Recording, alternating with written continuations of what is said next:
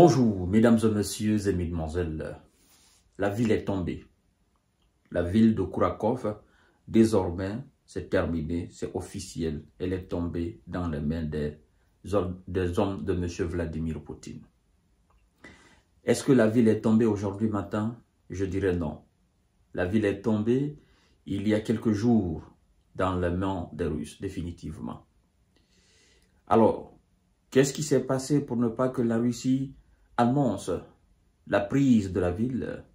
Parce que il y avait encore quelques attaques sur la ville du côté des hommes de M. Zelensky.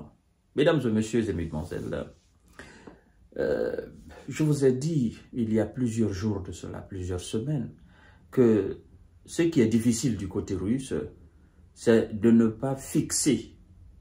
En fait, je crois que M. Vladimir Poutine, il a un grand bâton. Vous voyez, un grand bâton, et il a la carte de l'Ukraine devant lui.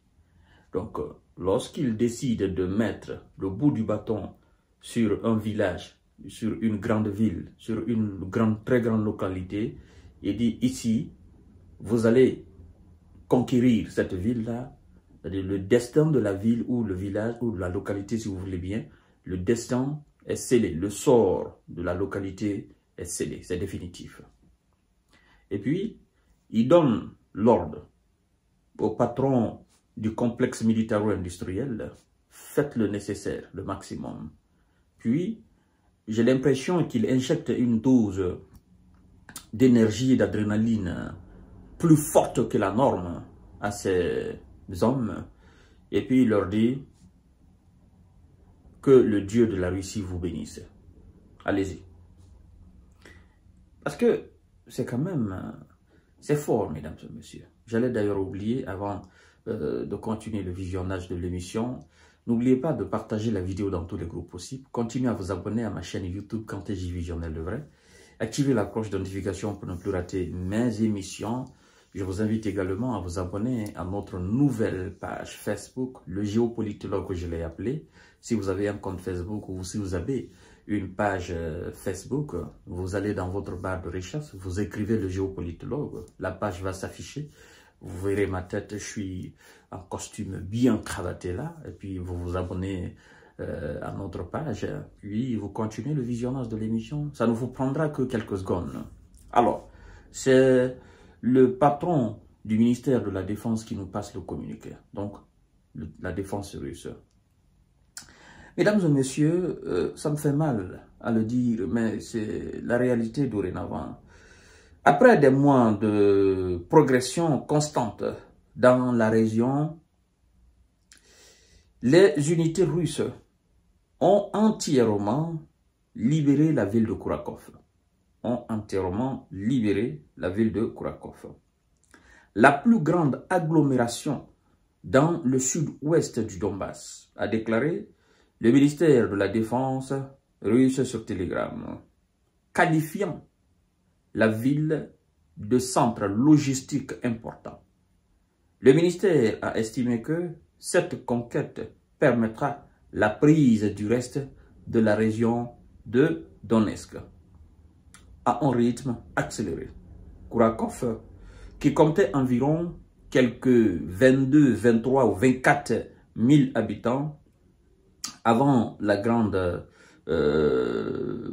l'opération spéciale militaire russe en Ukraine, voilà, abrite une centrale électrique. Fin de citation, mesdames et messieurs et mesdemoiselles. Alors, je voudrais quand même vous rappeler qu'il y a, je crois, bientôt 3 semaines, on nous annonçait que les soldats de M. Vlado étaient déjà dans la ville de Kourakov. Vous vous souvenez, j'ai moi-même fait une émission. Parce que on a dit dans cette information que je n'ai pas oublié encore que les hommes de Vlado étaient à l'intérieur et aux alentours de la ville de Kourakov. Ils combattaient là. Donc, je me suis dit, ça, c'est pas une bonne nouvelle pour l'Ukraine. Non, c'est pas une bonne nouvelle pour l'Ukraine. Si les tigres, les ours, les lions, les guépards, les hyènes de M. Vlado sont déjà dans Kourakov, c'est que c'est cuit, c'est que c'est fini. Ce qui était difficile était qu'ils arrivaient à mettre pied dans cette ville. Mais désormais, c'est officiel, c'est fait. Bon, je me disais, c'est une question d'heure, c'est une question de jours. Ça ne va même pas prendre un mois. D'accord? Ils ont fait quelques mois avant de mettre pied dans la ville de Kourakov. Mais une fois le pied là-dedans, je dis c'est terminé. Monsieur Viktor Orban a dit, nous avons perdu cette guerre. La Russie avance lentement, mais elle avance quand même. Pour ceux qui disent souvent, mais à quel prix? Vous n'êtes pas dans la logique des Russes. À quel prix? Non. Laissez-moi vous dire, la Russie a une logique. C'est pourquoi il ne faut jamais la provoquer en matière de guerre. Non. La Russie a une logique. Les soldats russes, les enfants russes, les hommes avec grand H, pas hommes, non, hommes avec grand H. Donc, le peuple russe a une logique. A une logique guerrière. Cette logique, c'est quoi?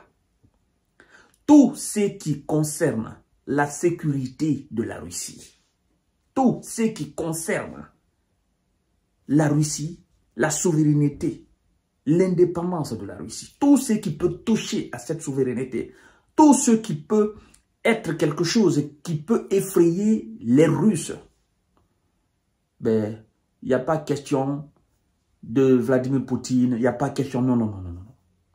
Eux, ils se disent, non, c'est nous, on doit le faire pour nous et nos descendants. Le président, lui, il est là pour mettre les moyens à notre disposition. Le gouvernement est là pour mettre les moyens à notre disposition. Mais nous, là, chacun doit prendre ses responsabilités sur le terrain. C'est ce qu'ils ont fait à l'Allemagne nazie. C'est ce qu'ils ont fait à M. Napoléon. M. Donald Trump le soulignait la fois dernière. Il dit, c'est ce qu'ils font. Ils mènent des guerres. Vous faites face à une machine. Vous faites face à une machine de guerre. Ils ont battu Napoléon. Ils ont battu l'Allemagne nazie. Donc, quand Trump a dit c'est ce qu'ils font, ils mènent des guerres. Tu vois, vous faites face à une machine. Vous faites face à une machine de guerre. Il a répété ça deux fois. Et puis il dit, ils ont battu l'Allemagne nazie. Ils ont battu Napoléon. Mais c'est un message qu'il envoyait aux Européens. Ce n'était pas seulement à M. Zelensky. Pour dire, mais vous avez oublié votre histoire.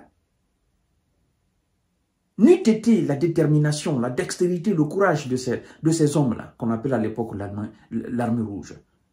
Mais si ça ne tenait qu'aux autres Européens, aujourd'hui, toute l'Europe serait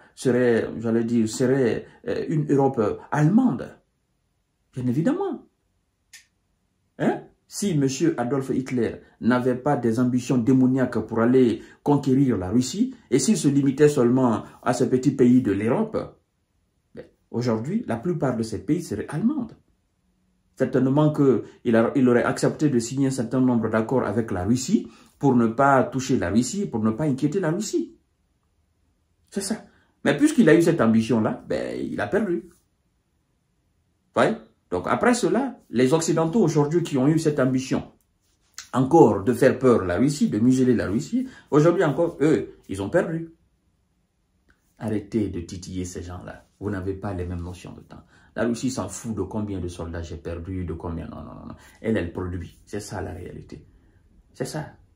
Pour eux, là, le combat pour la patrie n'a pas de prix. N'a pas de prix. Donc, mesdames et messieurs, cette ville minière importantissime, la plus grande ville du sud-ouest ukrainien, est dorénavant sous le contrôle des Russes. C'est terminé. Ils l'ont débarrassé de tout ce qui est soldat otanien, de tout ce qui est mercenaire, de tout ce qui est soldat de M. Zelensky. Tout ce qui peut être résistant dans la ville de Kourakov et ses alentours, c'est terminé.